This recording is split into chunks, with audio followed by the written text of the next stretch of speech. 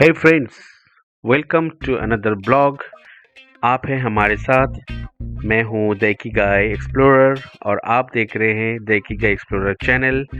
हमारा ये ब्लॉग जो है नया है और आज का हमारा जो जर्नी है वो बड़ा ही इंटरेस्टिंग होने वाला है। हमारा जो आज का जर्नी है वो स्टार्ट हो रहा है औरंगाबाद, बिहार के औरंगाबाद ज़िले के। हम आपको हमारे इस जर्नी के बारे में थोड़ा बताते हैं, इस जर्नी के बैकग्राउंड के बारे में थोड़ा बताते हैं। हमारा कोई प्लान तो था नहीं, ये वाला जो जर्नी था ये अचानक से हुआ क्योंकि हम लोग निकले थे कोलकाता टू पुरुलिया टूर पे। तो मेरे साथ मेरी वाइफ है और मेरे अचानक से प्लान बन गया कि चलो वो पुरुलिया तो हम कभी भी जा सकते हैं, हम चलते हैं बिहार के औरंगाबाद। तो हम 2 दिन पहले माइथन डैम से जो झारखंड में है वहाँ से निकले थे और हम लोग आ गए थे बिहार के औरंगाबाद ज़िला में। जो गांव है, इनका गांव का नाम है हसपुरा, आई थिंक। या हसपुरा में थे, वहाँ पे एक दिन स्टे करा, सबसे मिला, अच्छा लगा। और इनके जो भी रिलेटिव्स के घर थे हम लोग गए, बट ये सब बहुत ही ताज्जुब हो गए कि हम लोगों ने बाइक से कोलकाता आया। तो पहले तो इनको बिलीव नहीं हो रहा था, बट ठीक है, उसके बाद उन्होंने समझा तो सब हैरान हो चुके थे। तो ये जो प्लानिंग है ये अचानक से हुआ है, कोई ऐसा प्री प्लान्ड एक्टिविटी था नहीं। तो अब हमारा आज का जो एपिसोड है ये टोटली हमारा रिटर्न जर्नी है। हम लोग कोलकाता की तरफ निकले हैं सुबह 6:30 बजे, बट घर से निकलते वक्त हम लोगों ने कैमरा सेट नहीं किया था क्योंकि हमारा जो माइंड में था कि हमें 550 किलोमीटर आज कवर करना है। और ये मेरा पहला टूर है जो इतना दूर है कोलकाता से। बाइक लेने के बाद ये पहला ही टूर है बड़ा जर्नी। इसके पहले मैंने माइथन किया है, पुरुलिया वगैरह में किया है, ठीक है। और मेरे साथ मेरी वाइफ है, वो भी she is not comfortable for this long journey. तो हम श्योर नहीं थे कि हम इतने दूर जा पाएंगे। तो बोलो अच्छा है, तो हम लोग जब चले आए तो अब हमें वापस भी जाना है। फ़िलहाल हम लोग हैं चंपारण फॉरेस्ट के अंदर, तो हम एंट्री करने वाले हैं। अभी NH-19 में हैं हम। वो रोड है Delhi to Kolkata, NH-19 national highway पे। और हमारे आसपास आपको देख के लग रहा होगा कि we are in a forest. इस फॉरेस्ट का नाम है चंपारण फॉरेस्ट। ये भी बहुत ही फेमस फॉरेस्ट है, आप सभी को पता होगा जो आप लोग इस रूट से आना जाना करते हैं। पहले ये बहुत ही डिस्टर्बिंग एरिया था नक्सल और माओवादी के टाइम पे, बट अभी ये बहुत ही पीसफुल हो गया है। बट अभी भी इस पर बहुत ही पेट्रोलिंग हो रहा है। CRPF का कैंप है और सारी गाड़ी जो आप देख रहे हैं ये नाका चेकिंग के लिए रुका हुआ है। हम धीरे धीरे अपना जगह बनाते हुए आगे की तरफ जा रहे हैं। और क्योंकि इसके पहले स्टार्ट होने वाला है चंपारण फॉरेस्ट, तो हमें शायद ही कुछ स्टे और खाने पीने की जगह मिले। उसके अच्छा पहले ही हम देख रहे हैं कि कोई अच्छा जगह मिल जाए जहाँ पे हम जाके अपना मॉर्निंग ब्रेकफास्ट जो है वो ख़त्म कर लें, ताकि आगे जाके दिक्कत ना हो। क्योंकि मुझे जो लग रहा है कि जो मैंने मैप के हिसाब से देखा, आगे 1-1.5 घंटा सिर्फ जंगल है, फॉरेस्ट, और कुछ भी नहीं है। तो चलिए देखते हैं आगे कोई अगर मिल जाता है। पहले सामने एक ढाबा दिख रहा है मुझे और वहाँ पे कुछ फैमिलीज़ वगैरह आए हुए हैं, तो आई थिंक चलो इस जगह पे हम रुक सकते हैं। तो लेते हैं लेफ़्ट और आगे हमें दिख रहा है कुछ गाड़ी रुके हुए हैं, एक फैमिली कार भी है। तो लग तो रहा है ये जगह थोड़ा सा ठीक ठाक होगा और थोड़ा पेड़ के बाहर, यस, थोड़ा अच्छा जगह लग रहा है। चलिए फिर हम रुकते हैं यहाँ पे और आज के मॉर्निंग का ब्रेकफास्ट यहीं पे करते हैं। देखते हैं क्या मिलता है, पता नहीं कुछ मिलेगा। हाँ, मिल तो रहा है, कुछ लोग तो हैं। ठीक है, ओके, चलिए अभी पहले हम ब्रेकफास्ट करते हैं, उसके बाद आगे का बात करते हैं। तब तक हैं हमारे आगे की, तब तक हम लोग करते हैं ब्रेकफास्ट और उसके बाद करते हैं हमारे आगे की जर्नी कंटिन्यू। पता नहीं क्या मिलता है, चलो देखते हैं। और आप कहीं मत जाइए, और अगर आप नए हैं तो इस चैनल को करिए सब्सक्राइब और हमारे चैनल को करिए लाइक। और अभी तक का आपकी जर्नी कैसा लगा ये भी हमें कमेंट में बताइए। तो चलिए आगे करते हैं, फिर ब्रेकफास्ट करने के बाद कंटिन्यू करते हैं।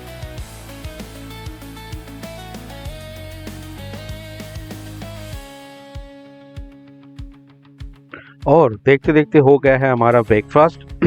काफ़ी वक्त लग गया।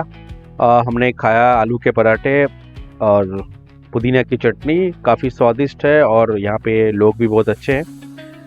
थोड़ा टाइम चला गया और साथ ही साथ मेरा जो चेन लूप भी मैंने कर लिया। बगल में ही एक गैरेज मिल गया था, तो मैकेनिक था नहीं, तो मैंने खुद ही कर लिया।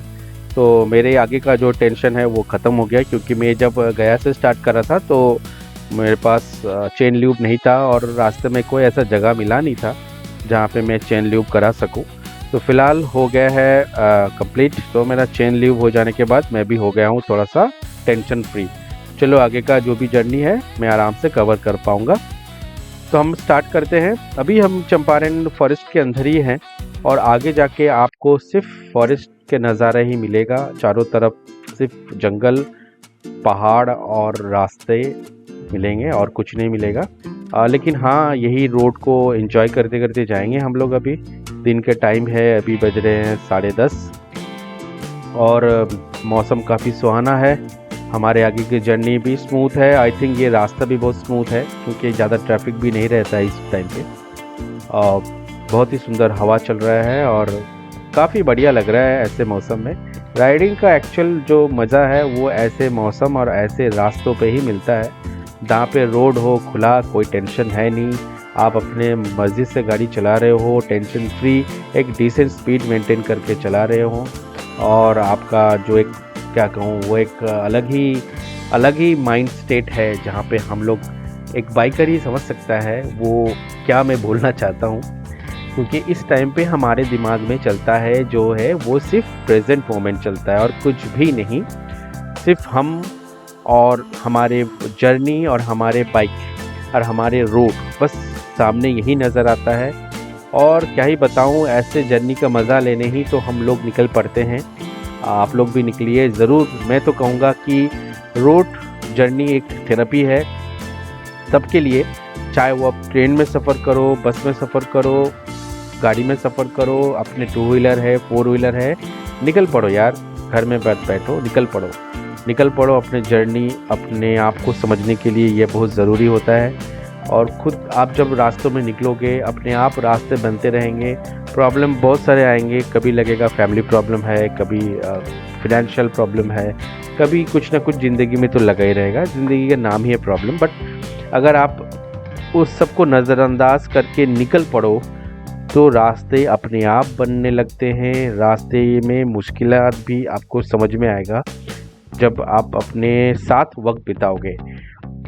और राइडिंग एक ऐसा वक्त होता है जब सिर्फ आप अपने आप के पास अपने लिए टाइम देते हो। उस वक्त आपके दिमाग में कुछ नहीं, सिर्फ उस प्रेजेंट मोमेंट में आप जीते हो और वो प्रेजेंट मोमेंट में जीना ही असली ज़िंदगी है। हम जो गलती करते हैं, या तो हम पास्ट लाइफ के बारे में सोच के रिग्रेट करते हैं या तो फ्यूचर के बारे में सोच के डर जाते हैं। लेकिन दोस्तों, दोनों ही चीज़ में कोई फ़ायदा नहीं है क्योंकि जो हो चुका है वो उसको आप बदल नहीं सकते हो। उसके बारे में ज़्यादा सोच के आपका वक्त ज़ाया होगा और एनर्जी ज़ाया होगा। और जो कल के बारे में सोच के आप आज फिक्र करोगे तो आपका आज का दिन भी जो है, आज का प्रेजेंट मोमेंट भी है, आप इंजॉय नहीं कर पाओगे। और दूसरा होता है हमारा एक नेचुरल है कि हम फ्यूचर के बारे में बहुत सोचते हैं। कल ये करेंगे, अगले साल हम ये ट्रिप प्लान करेंगे, अगले साल मैं ये करूँगा। कोई नौकरी, कोई जॉब का प्लानिंग कर रहा है, कोई फैमिली प्लानिंग कर रहा है, कोई शादी के लिए प्लानिंग कर रहा है, कोई अपने बच्चों के एजुकेशन के लिए प्लानिंग कर रहा है। सब फ्यूचर पे पड़े हुए हैं, आज की बात कोई नहीं करता है कि यार मैं आज कैसे जीऊँ, मेरा आज का ज़िंदगी कैसे अच्छा हो, मेरा आज का दिन कैसे अच्छा हो, मैं आज जी रहा हूँ उस जीने के पल को कैसे एंजॉय करूँ, इसके बारे में कोई नहीं बात करता है। लेकिन जब आप राइड करते हो ना, उस वक्त में आप सिर्फ अभी के मोमेंट में जीते हो। जब आप गाड़ी चलते हैं 70-80 या आपके जो भी डिसेंट स्पीड में, आपका फोकस जो है सिर्फ रोड पे होता है और आप सिर्फ उस मोमेंट के बारे में सोचते हो। ना तो आप पास्ट के बारे में सोचते हो, ना तो आप फ्यूचर के बारे में सोचते हो। तो ये जो है ना, प्रेजेंट मोमेंट को जीना, यही एक्चुअली जीना होता है, यही एक्चुअली ज़िंदगी होता है। इसीलिए शायद कहते हैं कि motorcycling is a therapy for main and everyone. But मैं तो कहूँगा, अगर आप एक इंसान हो, मर्द हो, ज़िंदगी में आपके लिए चैलेंज से भरे पड़े मिलेंगे। अगर आप सोचते हो कि आपको लाइफ इजी होगा तो माय गॉड, ये गलत कॉन्सेप्ट है। जो ज़िंदगी इजी है वो ज़िंदगी है ही नहीं। सभी के लाइफ में अपना अपना स्ट्रगल है, अपना अपना स्टोरी है। तो आप जिस मोमेंट पे जी रहे हो, जैसे हालात हो आपका, आप उसी में खुश रहना कोशिश करो, उसी में खुश रहने के लिए कोशिश करो, उसी में जीना प्रैक्टिस कर लो। ज़िंदगी में प्रॉब्लम आएंगे जाएंगे, वो भी सिर्फ रास्ते जैसा है, एक रास्ता शुरू होता है दूसरा ख़त्म। लाइफ में प्रॉब्लम्स भी इसी तरह से, एक आता है तो दूसरा ख़त्म होगा। तो माय फ्रेंड, ज़िंदगी में मौज होना चाहिए। आप जिस मोमेंट में हो, जहाँ पे हो, जिस जगह पे हो, उस वक्त को एंजॉय करो। आप अकेले हो तो अकेले निकल पड़ो। अगर आप अकेले हो तो एक अकेला जाओ, चाय पियो, कहीं पे सुट्टा मारो, कोई रेस्टोरेंट में बैठ के कुछ खाने का मन कर रहा है तो खाओ, ऑर्डर करो। जब आप खुद अकेला ज़िंदगी जीना शुरू करोगे, उस मोमेंट को एंजॉय करना शुरू करोगे ना, तो आपका लाइफ जो है ना वो बदल जाएगा। क्योंकि जो इंसान अकेला खा सकता है, अकेला घूम सकता है, अकेला रह सकता है ना, वो ज़िंदगी में हर एक प्रॉब्लम्स को खुद सॉल्व कर सकता है। और अगर सॉल्व कर नहीं भी पाया या फिर सॉल्व करने लायक है नहीं, या एट द मोमेंट कोई सोल्यूशन नहीं भी है ना, तो उसके साथ जीना सीख लेता है। तो ये कभी मत सोचना कि आप अकेले हो, क्या ही करोगे। और साथ ही साथ एक पॉइंट मुझे याद आया कि बहुत लोग है ना अकेला राइड करने में डरते हैं, या फिर अकेला ट्रैवल करने में उन्हें हिचकिचाहट होता है। तो दोस्तों, मैं एक बात बताता हूँ, जब मैंने शुरू किया था मेरे अपने इस जर्नी में, तो मैं भी शुरू में अकेला निकलने में थोड़ा घबराहट होता था, थोड़ा सा प्रॉब्लम होता था। बट ओवर द टाइम जब एक बार आप निकलोगे ना, जब आप एक बार अपने कंफर्ट जोन से निकलोगे, अपने डर को ओवरकम करके आप निकल पड़ोगे रास्ते में, तो पहले 5, 10, 20, 50 किलोमीटर आपके दिमाग में ही चलेगा, यार मैं निकल तो पड़ा हूँ, पता नहीं मैं जाऊँगा, रास्ते कैसे होंगे, मैं अकेला जा रहा हूँ, कुछ प्रॉब्लम हो गया तो, रोड में कुछ प्रॉब्लम हो गया, गाड़ी में कुछ प्रॉब्लम हो गया तो क्या करूँगा। तो ये सब सोचते सोचते आप चल तो पड़ोगे, लेकिन मेरा बात याद रखना दोस्तों, कुछ देर के बाद फिर वो जो है ना, वो आपके दिमाग से कम्प्लीटली निकल चुका होगा, और अगले 50-100 किलोमीटर तक तो आप भूल भी जाओगे उस बात को। तब ना आप एक्चुअल में रोड जर्नी को एंजॉय करना शुरू करोगे। और सही मायने में मेरे लिए ज़िंदगी वही है जब आप ज़िंदगी को जीना शुरू करते हो। तो मैं भी यही बात बता रहा हूँ कि आप कभी ये मत सोचो कि अकेला जाऊँगा क्या होगा। ग्रुप के साथ एंजॉय करना वो अलग चीज़ होता है, ग्रुप राइड भी अलग होगा, वो एक अलग ही चैप्टर है। बट मैं आपको बोलूँगा कि ज़िंदगी में कम से कम 1-2 बार कभी ना कभी आप अकेला निकल पड़ो। अकेला जब आप राइड करोगे ना, तो वो आपके ज़िंदगी में एक बहुत लेसन होगा। आप चाहे कोई भी पढ़ाई किया होगा, कुछ भी करते हो, बिजनेस, नौकरी, जॉब, स्टूडेंट हो, जो भी हो, लेकिन आप जब अकेला राइड करोगे तो वो अकेले में ही आपको बहुत कुछ सीखने को मिलेगा। हर प्रॉब्लम आपको खुद टैकल करना है, हर चीज़ को आपको खुद को एनालाइज करना है, रूट कौन सा होगा वो आपको डिसाइड करना है, आप कब निकलोगे, कब पहुंचोगे, कहाँ रुकना है, क्या खाना है, ये सब कुछ आपको डिसाइड करना होता है। तो इसमें क्या है ना, सोल रिस्पॉन्सिबिलिटी आपके हो जाती है। तो ये हर बच्चे, बच्ची, लड़का, लड़की, मैं तो कहूँगा उसके जीवन में ऐसा मौका आना ही चाहिए। उसे एक बार न एक बार उसे मौका दो, ताकि वो खुद निकले और अपने ज़िंदगी का हर छोटा बड़ा फैसला वो खुद कर सके। क्योंकि क्या होता है कि माँ बाप हमेशा बच्चे को कंट्रोल करते हैं और उनके भलाई के लिए उन्हें रोकते हैं खुद डिसीजन लेने से, और उनके ऊपर अपना डिसीजन चलाते हैं। तो एक टाइम पे क्या होता है, मैं बताता हूँ, मेरी ज़िंदगी में ऐसे बहुत बार देखा है कि बच्चे बड़े हो जाने के बाद भी वो खुद डिसीजन नहीं ले पाते, क्योंकि उनमें उतना कॉन्फिडेंट है ही नहीं, उन्होंने कभी अपना कोई डिसीजन लिया ही नहीं अपनी ज़िंदगी के बारे में। वो हमेशा पेरेंट्स पर डिपेंडेंट रह गए। अब जब पेरेंट्स नहीं रहे, अब बड़े होने के बाद जब उनका टाइम आता है जो उनको डिसीजन लेना हो, तब वो नहीं ले पाते यार। तो वो बहुत ही बुरा सिचुएशन होता है। तो मेरे ख्याल से मेरा अगर ये वीडियो और ये ब्लॉग कोई माँ बाप देख रहा है, कोई पेरेंट्स आप देख रहे हैं, तो प्लीज़ प्लीज़ प्लीज़ अपने बच्चों को अपना ज़िंदगी के छोटे मोटे डिसीजन खुद लेने दीजिए। आप उनके डिसीजन लेने में हेल्प कीजिए, लेकिन डिसीजन उन्हें लेने दीजिए, ताकि बड़े होने के बाद या फिर थोड़ा आगे जाने के बाद ज़िंदगी में क्या करना है, किस तरह से रहना है, कहाँ गुजारना है, दोस्त कैसे होंगे, सिचुएशन कैसे होंगे, ये सारा डिसीजन वो खुद ले पाए। वरना ज़िंदगी भर आप तो रहोगे नहीं, और किसी भी सबके लिए नेचुरली ये तो सही सभी को पता है कि माँ बाप ज़िंदगी भर साथ नहीं देने वाले हैं। कभी ना कभी तो उसे पहला अपना ज़िंदगी खुद तय करना है। उस वक्त उसके लिए बहुत प्रॉब्लम हो जाता है दोस्त। तो अगर मेरी बात अगर पेरेंट्स तक पहुंच रहा है, कोई भी दोस्त फ्रेंड आप सुन रहे हो, तो प्लीज़ इस बात को गौर करना, इस बारे में सोचना कि अपने बच्चों को फ्यूचर बर्बाद मत कीजिए। खुद डिसीजन लेने के चक्कर में वो लोग कुछ डिसीजन नहीं ले पाते हैं, खुद अपना डिसीजन नहीं ले पाते। तो छोटे छोटे डिसीजन लेना उन्हें सिखाइए, किस तरह से क्या करना है, कहाँ रहना है, कब जाना है, कैसे जाना है, कहाँ जाना है, कौन दोस्तों से मिलना है, कौन सा जॉब करूँ ना करूँ, जो कौन सा रूट अपनाऊँ, क्या करूँ, ये सब छोटे छोटे डिसीजन लेने दीजिए ताकि उन्हें भी खुद कॉन्फिडेंस आए। तो इसी तरह से धीरे धीरे फिर जब वो उसे आदत हो जाएगा तो उसके बाद वो ये सब कुछ नॉर्मल लगने लगेगा, वो हर एक प्रॉब्लम को एज ए अपॉर्चुनिटी वो समझने लगेगा, तब उसे तकलीफ नहीं होगा और ज़िंदगी जीने का मज़ा भी और बढ़ जाएगा। चलिए, तो ऐसे बातें करते करते हम लोग काफ़ी दूर आ चुके हैं। थोड़ा मैंने ज़्यादा ही ज्ञान दे दिया आज, कोई बात नहीं। मौसम सुहाना है, 407 मेरे बगल से ओवरटेक कर रहा है और अभी तक तो मैं काफ़ी दूर आ चुका हूँ, बट अच्छा लग रहा है ये खाली रोड।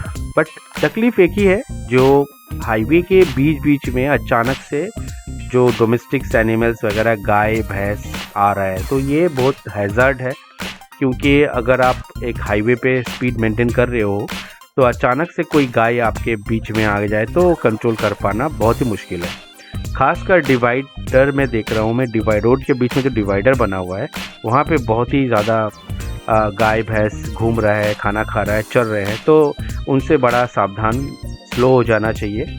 और मैं तो ये कहूँगा कि अथॉरिटी को भी इस बारे में थोड़ा सा अवेयरनेस होना चाहिए, क्योंकि हाईवे जहाँ पे है, जहाँ पे बिजी रोड है, तो वहाँ पे ना बैरिकेड कर देना चाहिए। नेशनल हाईवे अथॉरिटी को ये चीज़ ज़रूर से लागू करना चाहिए, ताकि जो आसपास के गांव हैं और उनके जो कैटल्स वगैरह हैं, गाय भैंस है, वो हाईवे पे ना आ जाए।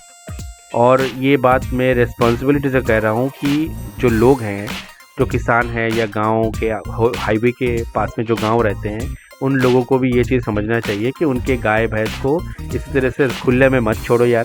आप कोई दूसरे जगह पे ऐसा रखो, या फिर उन लोगों को इस तरह से खुले हाईवे पे आसपास पे मत छोड़ा करो। उनके जान के लिए भी बहुत तकलीफ़ होता है, बहुत सारे एक्सीडेंट होते हैं, हर रोज़ हो रहे हैं, देख रहा हूँ मैं, और उसके साथ साथ लोगों को जान माल का भी नुकसान होता है। तो ये चीज़ आपको ध्यान में रखना चाहिए मेरे ख्याल से। और हम अभी भी चंपारण के फॉरेस्ट में ही हैं। रास्ता तो काफ़ी सुहाना है, दूर दूर तक मौसम क्या ही बताऊँ, सनलाइट है और बहुत ही अच्छा लग रहा है, हवा भी चल रहा है। गर्मी उतना खास लग नहीं रहा है, बट है थोड़ा ह्यूमिड वेदर है, क्योंकि ये अभी अक्टूबर के बीच में हैं हम, दिवाली से थोड़ा पहले। मौसम नॉर्मली इस टाइम पे थोड़ा कूल हो जाता है, बट इस साल थोड़ा गर्मी है। बट ठीक है, जब तक हम राइड कर रहे हैं तो हमें तो कंफर्टेबल लग रहा है, बट जब हम रुके हैं तब थोड़ा गर्मी ज़्यादा लग रहा है, क्योंकि हम राइडिंग जैकेट वगैरह पहने हैं, तो नॉर्मली उसमें ये होता है। और इसी तरह से हम लोग चल रहे हैं, हम लोग काफ़ी दूर आ चुके हैं। मुझे लगता है कि कोलकाता पहुंचते पहुंचते हमें रात 8:30-9 तो बज ही जाएंगे। वैसे हमारा प्लान है, अगर हम राइड करते करते अगर थक जाते हैं और अगर हमें लगता है कि हमें रेस्ट लेना चाहिए, आराम करना चाहिए, तो आसनसोल या फिर उससे पहले माइथन तक हम आराम से सनसेट होने से पहले पहुंच जाएंगे और वहां पे स्टे कर लेंगे। और इन केस अगर लगा कि हम राइडिंग कर सकते हैं कंफर्टेबली, कोई दिक्कत है नहीं, तकलीफ़ नहीं है, तो हम और आगे ये जर्नी को कंटिन्यू करेंगे और आज ही कोलकाता पहुंच जाने में कोशिश करेंगे। तो दोस्तों, आप लोग सब साथ में रहिए और हमें बताइए ये ब्लॉग कैसे लगा आपको। और ये मेरा जो है कैमरा मोटो ब्लॉगिंग सेट एकदम नया बना है, DJI Action 4 हमने लिया है और ये मेरा पहला ब्लॉगिंग है, तो अभी कैमरा एंगल सही तरीके से सेट नहीं कर पाया हूँ, थोड़ा जे माउंट वगैरह लगेगा। थोड़ा सा डाउन तो हो चुका है, बट ठीक है, अभी काम चलाने के लिए तो है। और साथ ही साथ मैं बता दूँ, मेरा जो एक्सेसरीज़ है, मैं ARGT4 पहना हूँ, राइनॉक्स के है, काफ़ी कंफर्टेबल है और मैंने इसमें पिछले 1 साल से मैं राइड कर रहा हूँ। हमने हर मौसम पे ये राइड किया रहा है, बरसात में, गर्मी में, ठंडा में, काफ़ी कंफर्टेबल है।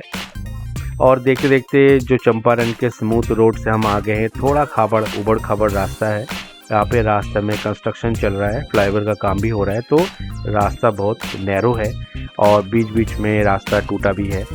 बट हमें धीरे धीरे जाना होगा। ये जगह का नाम मुझे पता नहीं एग्जैक्टली, शायद आगे में धनबाद से अभी हम लोग काफ़ी तोप चाची आने वाले हैं शायद। तो तोप चाची यहाँ से करीबन 70-80 किलोमीटर दूर है। जा रहे हैं, दिख रहे हैं दोनों तरफ काफ़ी क्राउड है, लोग हैं, मार्केट से एरिया है। और लेकिन रोड जो है ना बहुत ही संकरा है, बहुत ही पतला रोड है।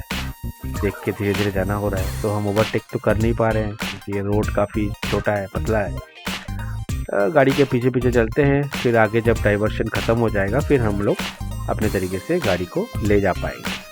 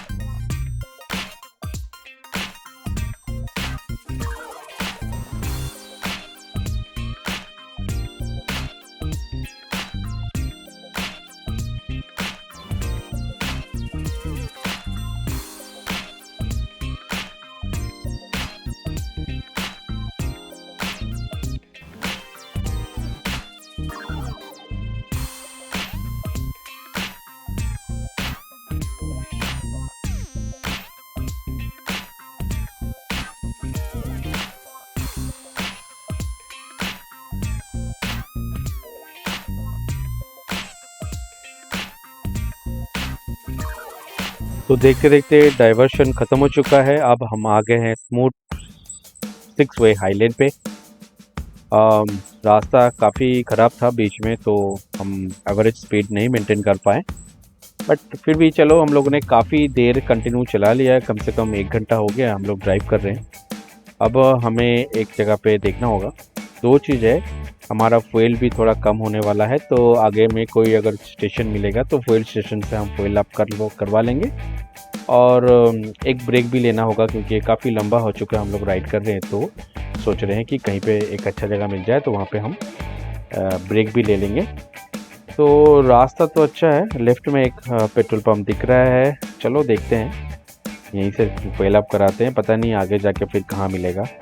और साथ ही साथ थोड़ा सा हम टायर प्रेशर भी चेक करवा लेंगे यहाँ पे, अगर क्योंकि काफ़ी रास्ता चलने के बाद वेदर भी थोड़ा हॉट है, तो कभी कभी क्या होता है कि टायर प्रेशर जो रहता है वो एग्जैक्ट परमिशन लेवल से थोड़ा ज़्यादा हो जाता है चलाते चलाते, तो उस वक्त थोड़ा एडजस्ट कर लेना सही होता है।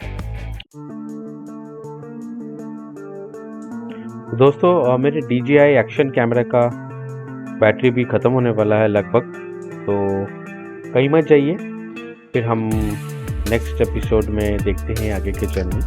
तो स्टे ट्यून। अगर अच्छा लगे तो आप कमेंट में बताइए, और अगर अच्छा नहीं लगे तो कौन सी जगह में मुझे इम्प्रूव करना चाहिए ये भी आप बताइए। आप सभी का फीडबैक से ही हमारा ग्रो हो सकेगा। तो okay bye, wait for the next episode.